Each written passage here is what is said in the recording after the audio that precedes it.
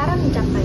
Jadi, sistem manajemen adalah cara perusahaan mengatur diri mereka sendiri dalam proses dan strukturnya agar bertindak secara sistematis, mengambil keputusan sesuai yang direncanakan, dan mencapai hasil yang diinginkan. Itu sistem manajemen, pengertiannya. Lalu, sistem manajemen itu dibedakan menjadi 4. Yang pertama, ada manajemen paternalistik. Yang kedua, ada manajemen tertutup. Yang ketiga, ada manajemen terbuka. Dan yang terakhir, ada manajemen demokrasi. Yang pertama, manajemen paternalistik. Nah, manajemen ini dikenal dengan julukan manajemen bapak. Karena gimana? Manajemen ini adalah manajemen yang mendorong pemimpinnya memperlakukan karyawannya selayaknya keluarga. Mereka itu jadi si pemimpinnya ini bertindak seperti figur ayah atau ibu demi pengambilan keputusan, demi kesejahteraan mereka. Nah, kelebihan dari manajemen paternalistik ini, tujuan perusahaan akan tercapai dengan baik jika pemimpin ini sesuai pada proporsi yang benar.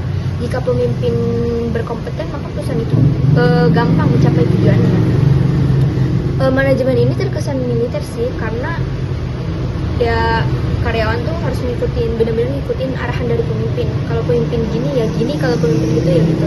Nah, lalu kekurangan atau kelemahan dari manajemen ini, jika pemimpinnya nggak kompeten, pemimpinnya nggak pada proporsi yang benar, maka lambat laun perusahaan akan hancur. Kemajuan organisasi pun atau perusahaan pun terbatas. Dan karyawan menerapkan prinsip yes man. Ya udahlah, iyain aja, nggak peduli mau pemimpinnya benar, mau pemimpinnya gak benar, udah iyain aja. Kata dia gini, oke gini, kata dia gitu, oke gitu. Nah, itu manajemen paternalistik. Lalu yang kedua, manajemen tertutup. Tertutup berarti itu anti banget ya, dimana manajemen ini benar-benar anti sama dunia luar, atau anti interaksi, atau anti dari pengaruh lingkungan eksternal seperti pesaing atau pasar. Nah, kelebihannya dari manajemen ini, kerahasiaan perusahaan itu akan terjaga dengan baik. Data perusahaan itu gak gampang bocor ya, saking internalnya. Lalu pengambilan keputusan pun cepat, ya karena pengambilan keputusan semuanya ada pada pemimpin. Pemimpin tuh gak mempertimbangkan banyak pendapat-pendapat lain.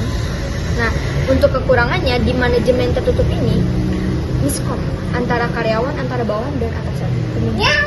Jadi karyawan ini gak tahu kondisi perusahaan tuh seperti apa. Nah, lalu yang ketiga itu ada manajemen terbuka. Manajemen terbuka ini itu adalah manajemen yang mendorong keterbukaan. Jadi mereka tuh bebas jadi informasi, materi, semua data tuh bebas keluar masuk, free entry.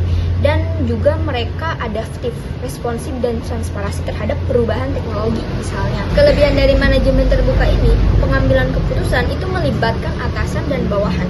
Jadi solidaritasnya tinggi. Lalu kekurangannya, pengambilan keputusan itu lama, ya karena pemimpinnya mempertimbangkan banyak hal, karena banyaknya pendapat-pendapat yang masuk dari berbagai bawahannya, sehingga ya mempertimbangkannya cukup benar-benar sulit. Yang terakhir atau yang keempat itu ada manajemen demokrasi, di mana manajemen ini mendorong karyawannya untuk berpartisipasi dalam pengambilan keputusan dengan berbagi pendapat. Nah, kelebihannya solidaritasnya tinggi, pemimpin mau mendengarkan, mau menerima masukan dari bawahan. Lalu, kekurangannya pengambilan keputusan cukup lama dan akan terjadi sebuah pengelompokan minoritas atau tirani mayoritas minoritas gitu. Jadi intinya nih pasti ya ketika berbagi pendapat pendapat yang masuk pasti yang akan didengarkan lebih dulu ya kelompok yang punya pengaruhnya lebih luas, mayoritas dibandingkan kelompok yang minoritas. Nah, kalau misalkan kita lihat-lihat ternyata manajemen demokrasi dan manajemen tertutup itu sama ya. Gak ada bedanya. Lalu apa bedanya? Nah, bedanya di manajemen manajemen terbuka dan manajemen demokrasi itu terletak pada pemimpinnya.